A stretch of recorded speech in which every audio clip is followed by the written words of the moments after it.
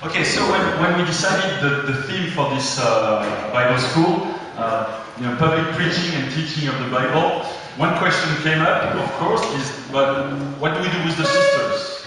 And some sisters felt like, I'm not coming, this is for men.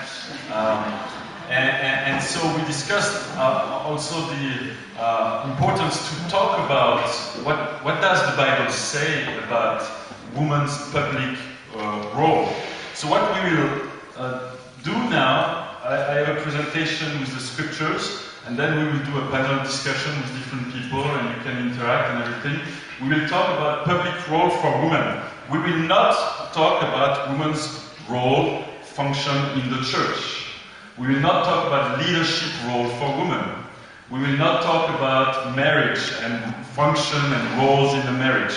We will just talk about public role for women in the church. So okay? We cannot do everything. It's too complex. It's too. I think we should do an entire evening on all those topics. So public role for women. Now this is discussed everywhere in the church, in our churches, in our fellowship of churches. Teachers are studying the topic. They have discussions and everything. I think we've got to have we've got to be solid on our theology about this topic, because the society is raising a big discussion around gender roles. It's a big turmoil right now. And if we are not solid in our understanding of the Bible and our theology, we won't be able to answer critiques.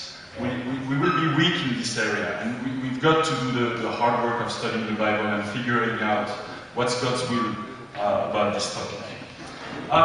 Okay, this is what we will do. First, what's the problem with this question? What's the problem? The main positions about it, how do the main guys, how do they interpret? We do some exegesis and conclusion, and then the discussion. Today we will not give an answer, but open the dialogue. Encourage each other to study the topic. Okay, so probably you will see where I lean to. First, my interpretation, but that's my interpretation. It's my convictions. You have to figure out your convictions. Okay? So we will do a Bible study in the next 30 minutes about this. So what's the problem? Oh, before that, this is what I did to study, because it's been on my heart for a couple of months now. So I read several books. I read this book first, Why Not Women? It leans on the egalitarian side of interpretation. I will explain. Then I read the book from Alfred Kuhn, La Femme dans l'Église. He's very good because he explains all sides of interpretation. He explains the strengths and weaknesses of each interpretation. It's very good to understand. Then I read the book from Everett Ferguson. He's Mainline Church of Christ, Women in the Church. He's from Pepperdine, and he basically explained the interpretation of the Mainline Church, why women cannot speak at church. So it's important to read his book as well and understand his theology. Then I felt like I still need to read more, so I read another book. It's called Two Views on Women in Ministry. And I found this one the deepest about this topic, because it gets really deep in the translation of the different verses, how people interpret. I think personally it's really important to read all these books because you understand each side. But the one on women in ministry was, I found, the deepest. And I studied different articles from Church, study on women. The Chicago Teacher wrote an article about seeking a clear hermeneutics and the role of women. Gordon Ferguson has put different articles on the topic.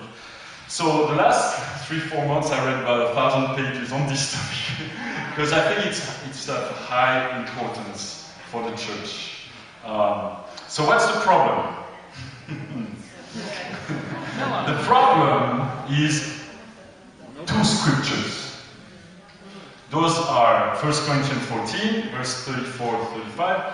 Women should remain, this is from the NIV, women should remain silent in the churches. They are not allowed to speak, but must be in submission, as the law says. If they want to inquire about something, they should ask their husband, their woman husbands at home, for it is disgraceful for a woman to speak in the church.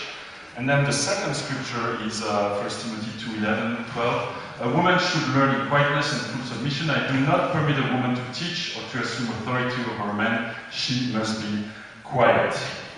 So you've got those two scriptures that create this challenging interpretation.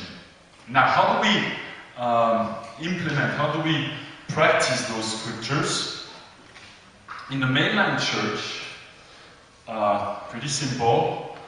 Mainline Church of Christ, that's our roots. Women cannot teach, preach, share, or speak in any circumstances during a church meeting with men in the audience. That's pretty much what's happening in the mainline church. In our international churches of Christ, it's a little bit more complex. So I try to understand. During church meetings, women can share a testimony and pray without a man standing behind her. She can teach some if her husband or any man is standing behind her as she speaks. She can read scriptures, but she cannot teach or preach publicly alone when there are men in the audience. Unless she says, I speak to the woman now. However, she can teach any topic when there are only women in the public. Can they do a welcome, lead a song, moderate a Bible talk at home with men? Sometimes, but not really, it depends. Finally, very few women wait to go home to ask their husband about Bible questions. And many men study spiritual books written by women. I try to summarize where we are at in our practice of these scriptures. Would you agree with this? So it varies from one church to the other, but it's a bit like that. So I would say there is some confusion. It's not clear. So that's, okay, the problem. Now, Brad read this scripture from Peter, where Peter says about Paul. Paul writes the same way in his letters, speaking in them of these matters. His letters contain some things that are hard to understand. It's hard to understand what Paul writes sometimes. Problem number one, do we have a good understanding of Paul's intention? Is he talking about a timeless law or accommodating the culture? Problem number two, the translations, do they truly represent Paul's thinking? And the number three, sorry, I went too fast here. And the number three, what about Jesus thinking about this? Okay, so here's the problem. Now the main positions, if you want to sum up all those books in the different positions, you've got what we would call the egalitarians. So basically they take those two scriptures and they say those scriptures were written to cope with the situation in Corinth and Ephesus and the first century culture. The timeless law about women is in Galatians 3:28. There is neither Jew nor Gentile, neither slave nor free, nor is there male and female, for you are all one in Christ Jesus. No difference between men and women in preaching, teaching, and church leadership. That's the egalitarian position and interpretation of the scriptures. They take Galatians 3:28 as the timeless law principle, and then they try to understand what was Paul saying, and basically they say he was saying this for the culture. Now the second position is what we call complementarians. So they take the two scriptures and it's a bit of a mix of coping with the culture and timeless law. Women can speak in some circumstances under men's leadership. They can teach depending on the topics. But most complementarians would actually let women teach in a mixed audience. So women could teach right now here. That's okay. Mix of culture and law. And then you have the, we can call traditionalists. They take 1 Timothy 2 as the law. That's the law, God's law. Women cannot speak, teach in a mixed audience. They have to remain completely silent in church until Jesus comes back. And it's basically the consequence of the fall, one of the consequences of the fall and Eve sinning first. Now, where are we at? Where are we as a fellowship of churches? I think this is where we are. We are in between, right now, complementarians and traditionalists. I think that's where we've been the last couple of years. Okay, so that's the positions. Now some exegesis. So now we will get into those scriptures and try to do what Brad said the first hour. Study the scripture. Okay? So let's read 1 Corinthians 14, 34, 35. Women should remain silent in the churches. They are not allowed to speak, but must be in submission, as the law says. If they want to inquire about something, they should ask their own husband at home, for it is disgraceful for a woman to speak at church. So what we should do about that now is the exegesis, which means explanation of a text based on careful, objective analysis. First, what's the context? What's the context? First, you got to ask yourself, what's the Judeo-Greco-Roman culture regarding women in the first century? And what was it like to be a woman in Corinth in 50 AD? So most theologians will develop this very thoroughly, the context. We don't have time for that now, but what we can say is the Greco-Roman culture was very misogynistic. If you study Plato, Aristotle, Ovid, at that time in our history, women were a curse to humanity. It was a curse. Basically, if you sin too much, you would be reincarnated in a woman. Okay, if you read Iliad, I mean, I can spend an hour just explaining what the Greek and the Roman believed and practiced about women. Men had a surname, women didn't have a surname on the Roman culture. Okay.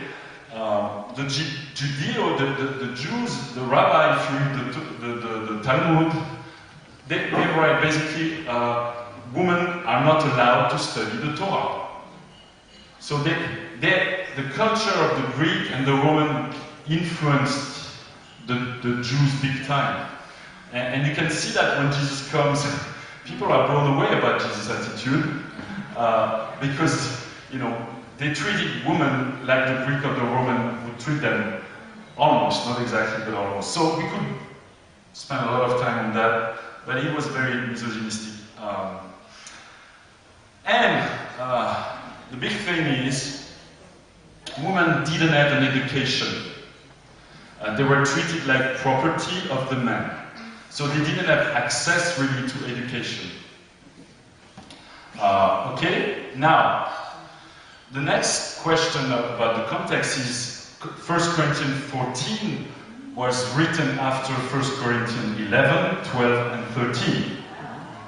That's easy to understand. Yeah. So let's try to understand 1 Corinthians 11, 12, and 13. Okay? You follow? Okay, 1 Corinthians 11. What was Paul doing in 1 Corinthians? He was fixing the church. The church was a big mess. Left and right, everywhere. I mean, the church. So he was fixing the church, and he was fixing the church gatherings. When they would meet, they would get drunk, everyone would speak. It was a big mess. So Paul is refixing the church. So 1 Corinthians 11, 2-6. I praise you for you remembering me in everything and for holding to the traditions, just as I passed them on to you. You can note here that he's talking about the traditions he's passing to the church. But I want you to realize that the head of man is Christ, and the head of the woman is man, and the head of Christ is God. Every man who prays or prophesies with his head covered dishonors his head, but every woman who prays and prophesies with her head uncovered dishonors her head. It is the same as having her head shaved. For if a woman does not cover her head, she might as well have her hair cut off. But if it is a disgrace for a woman to have her hair cut off or her hair shaved, then she should cover her head. So what we notice here, he says when a woman prays or prophesies, she should have her head covered. That's what he says, right? So basically he says, you've got women in your church who prays and prophesy, but make sure their head is covered for all kinds of reasons. Then, 1 Corinthians 11:13, judge for yourself, is it proper for a woman to pray to God with her head covered, uncovered? Does not the very nature of things teach you that if a man has long hair, it is a disgrace to him? Anyone with long hair here? Okay. But if a woman has long hair, it is a glory, for long hair is given to her as a covering. If anyone wants to be contentious about this, we have no other practice nor the churches of God. So Paul is talking about long hair, short hair, head covered. Is it timeless law or adapting the culture? If it's timeless law, some woman will be disfellowshipped here. Beatrice. Okay, it's clearly culture. Long hair, short hair, head covered. Think for yourself. Okay, there is so much about culture in what he writes. But then he says, we have no other practice nor the churches of God. We can so quickly jump to that's the timeless law. Women need long hair, men short hair, and you cover your hair when you come to church, women. And there's not one single woman here right now with her head covered. It's a disgrace. No, it's culture. Okay? Adapting to the culture, becoming all things to all men and women, not being a stumbling block. Paul writes in 1 Corinthians 10:33, I try to please everyone in every way, for I am not seeking my own good, but the good of many so that they may be saved. I try to please everyone in every way. In chapter 10, verse 33. Now, in chapter 12, he's going to talk about gifts. Okay, and this is what we read. Now, to each one, the manifestation of the Spirit is given for the common good. To one, there is given through the Spirit a message of wisdom. To another, a message of knowledge, etc., etc. To another, prophecy. To another, distinction between spirits. To another, speaking in different kinds of tongues. Interpretation of tongues. All these are the work of one and the same Spirit. And he distributes them to each one, just as he determined. So, one question we've got to ask is, do we believe that the Spirit distributed the gifts in red only to men?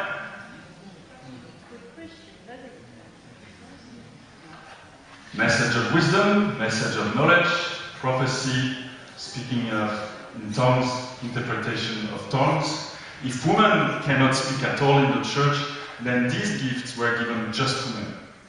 Or they were given to women, but they were frustrated, they couldn't use it at church.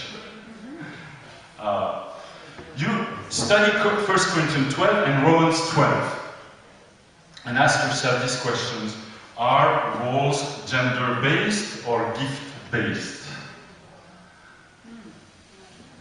Try to explain from Romans 12 and 1 Corinthians 12 which gift is for men and which gift is for women.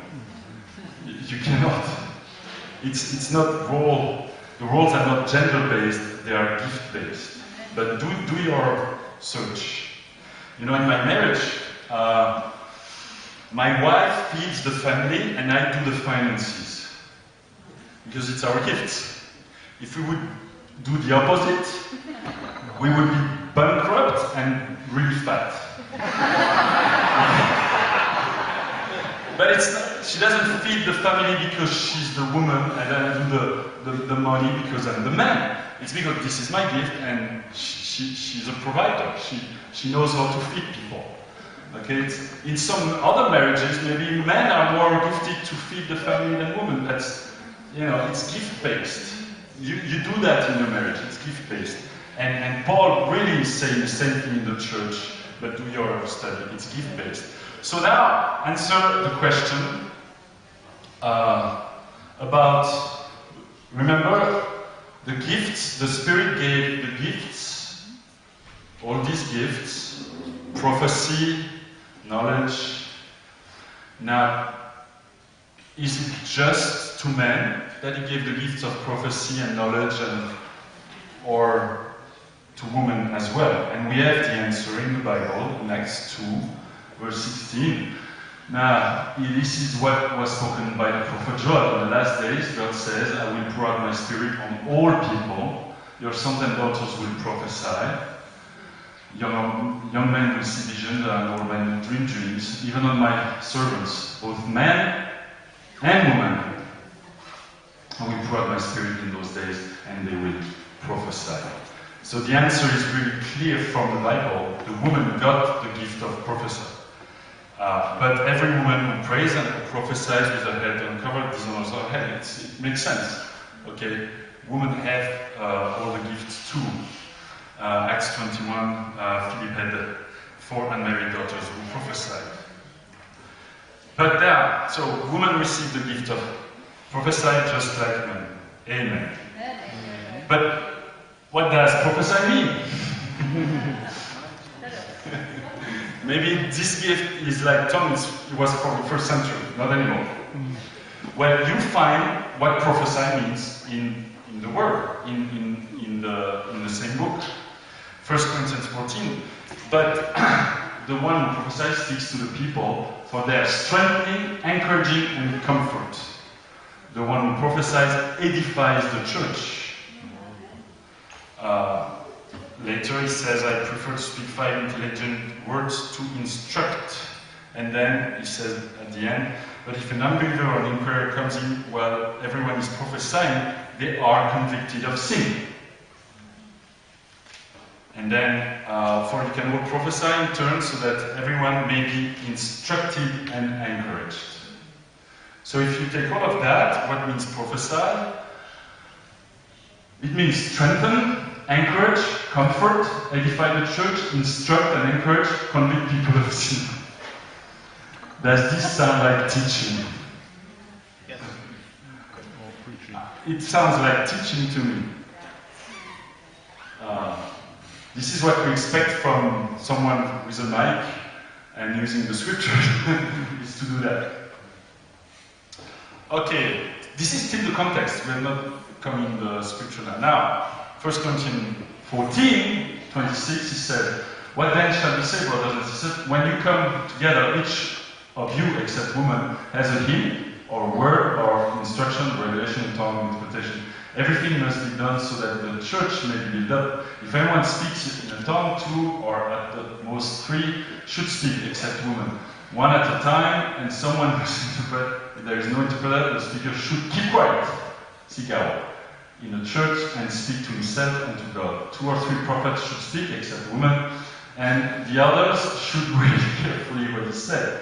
And if a revelation comes to someone who is sitting down, if a speaker should stop, for you can all prophesy, except women. Can you, I mean, women are included in all of that. That's my understanding from the scripture. And notice the word keep quiet, sigao. The speaker should keep quiet. If you check with Colossians 3:16, it's a similar thing. Now comes our text. Women should remain silent, sigao, same, in a church. If they want to inquire about something, they should have their husband at home. It is disgraceful for a woman to speak in the church. Okay, women Is it woman or wives? Many verses with gune and ane are translated wife and husband. Here, it's the only verse where it said woman instead of wife. Check it out. Okay, that's one question. In the last, as the law says, which law? Try to figure out. Good luck. Isn't it funny how the same word sigao is translated keep quiet for the man and remain silent for the woman? Being quiet and being silent is not exactly the same thing. It's a disgraceful, like having short hair, no veil. So, if women can pray, prophesy, speak in tongues, Paul is not saying women from Eve until the end of the world are not allowed to open their mouth ever in a church.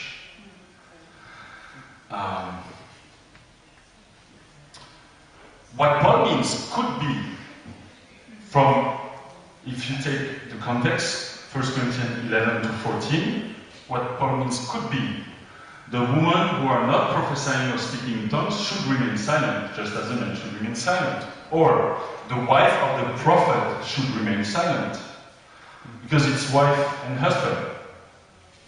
Women, you should remain silent because you have many questions and you generally talk too much. But those who prophesy can speak. Now this is one I like. I think this is where I land personally. Because of our Judeo-Greco-Roman culture, it's disgraceful for a woman to speak in church. But now, if you have received the gift of prophecy, wait for your turn to speak and prophesy with your head covered to show that you are under the authority of your husband or church leader.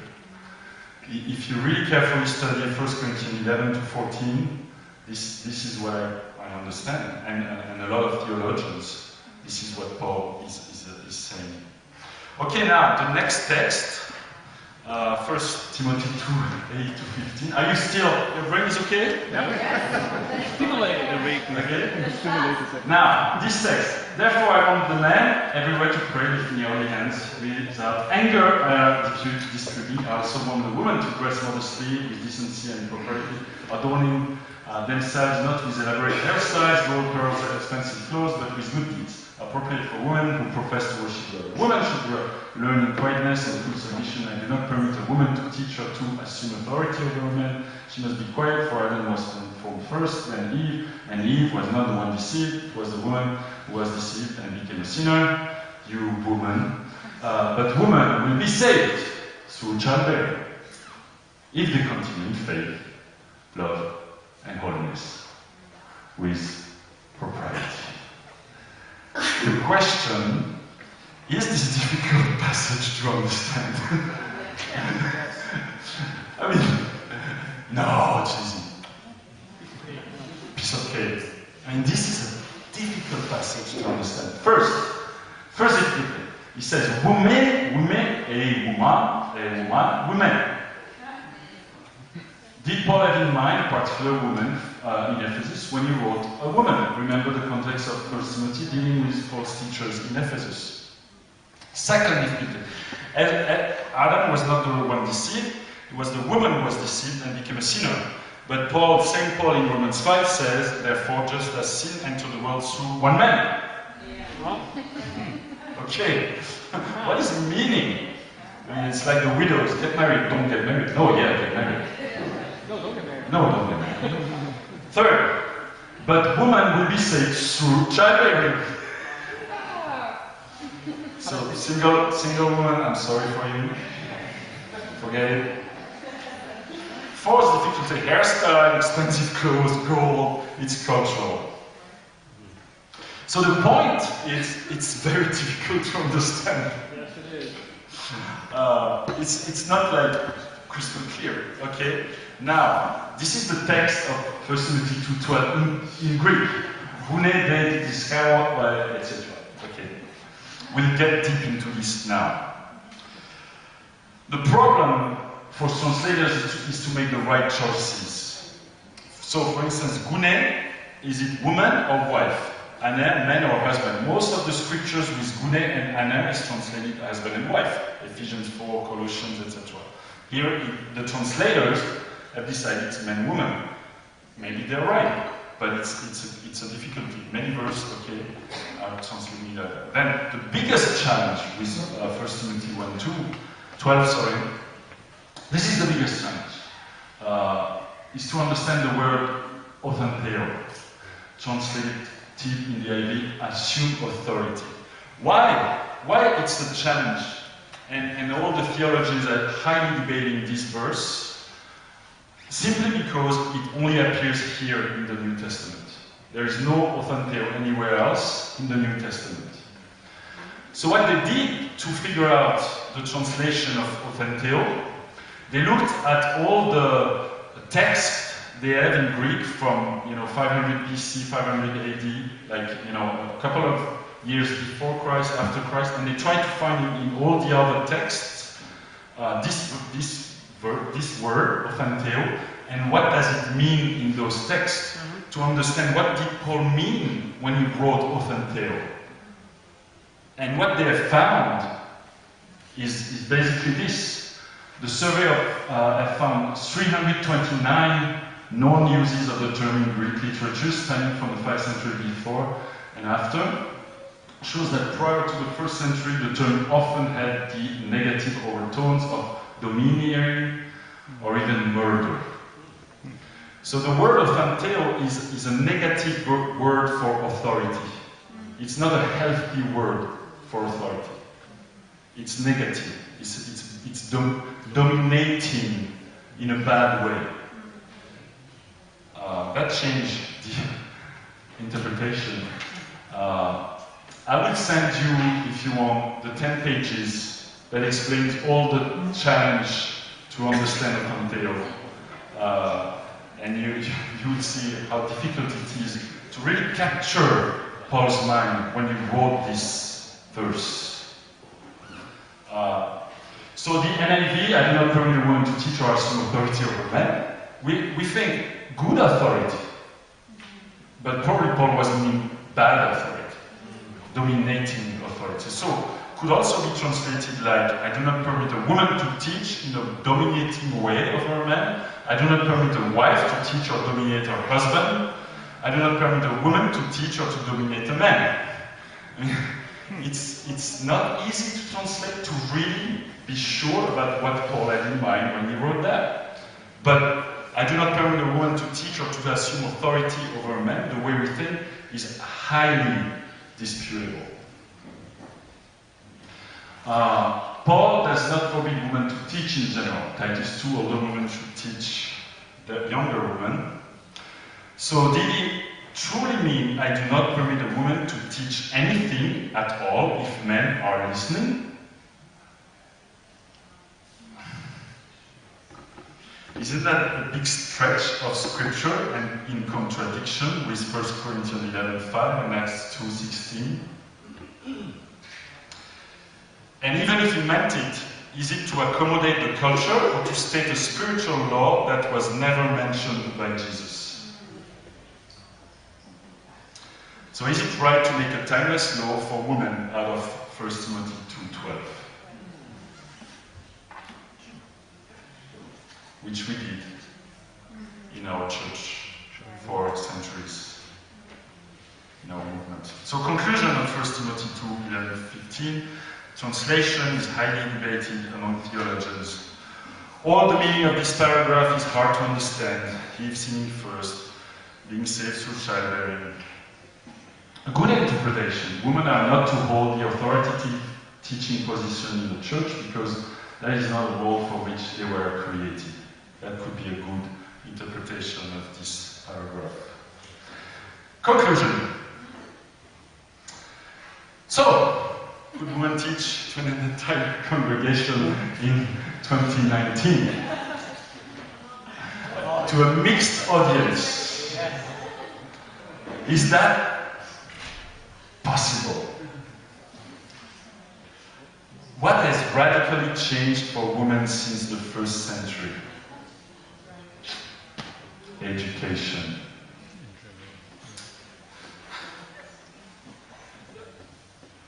There is so much bad that has been done to women in the last 3,000 years. Education was accessible just recently to women. Amen. Now you have women who they have PhD, doctorate in theology, teaching in Abilene Christian University, but still not allowed to open their mouth in their church. Today, women have the same high-level jobs as men. Doctors, president of big companies, president of nations, chancellors, engineers, pilots, architects, theologians, teachers in every field of competence: math, physics, literature, history, politics, science, philosophy, medicine, psychology, but could never open their mouth with a mixed audience in a church. Jesus. What did Jesus do? He let the Samaritan woman preach about him in the entire village. And all the village got converted. I mean, I would hire this woman in my church.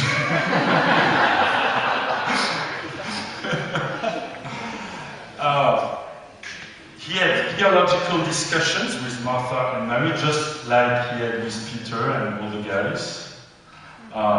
Sent 4 women to share the good news of his resurrection to the apostles. Yeah. Had an extremely countercultural attitude towards women.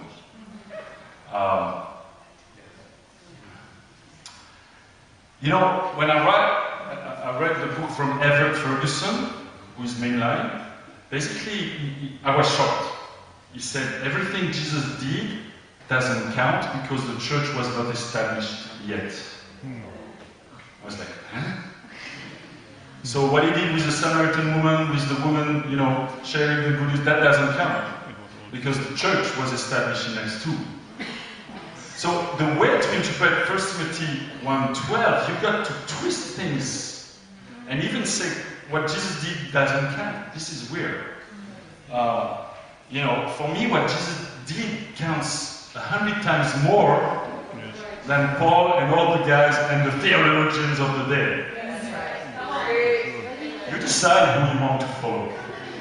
And we shouldn't forget one key principle for Bible interpretation, and this is the key principle for me, is you read stuff in the Old Testament, New Testament, Gospel, and you read Jesus, and it's got to match with Jesus' teaching and life. Amen. If it contradicts his teaching and his life, then you've got an interpretation problem. That's how I interpret the Bible. Pierre Louis will say more on that, I think.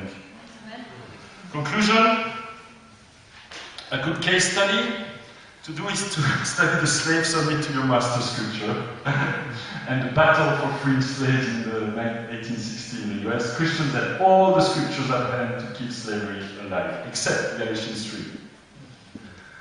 But that was a big fight with the Christians, because everywhere in the New Testament it says, slave submit to your master. So it was hard for them to agree that slavery is not God's will. Whatever we decide, it is of great importance and consequence. Why I study this? Because I think it has tremendous consequences, whatever we decide. For the church, for the woman, for evangelization. Now this is a tough one. Leaders, teachers, elders, and evangelists. Titus 1:9 says he must hold firmly to the trustworthy message as it has been taught, so that he can encourage others by sound doctrine and refute those who oppose it. Elders, that's your job. Teachers, evangelists, it's your job to carefully study and hold firmly to this trustworthy message as it has been taught. So what I'm saying is, skipping the hard work of exegesis and Greek translation is not an option for leaders who will make the final decisions about women's role in their churches. You have to do the hard work. Because what eventually the church leaders decide has consequences. Now, if we're back to this, this is where we're at. My personal opinion now, conviction, after studying all of that, this is just me. I think the truth is more somewhere here, but that's me, and you can do your study. You know, we are, I hope, a restoration movement. That's why I joined this church, because they said, hey, we restore Christianity. I said, amen, I like that. Have we arrived? Never. You know, the goal is to restore pure Christianity as it has been practiced and desired by Paul.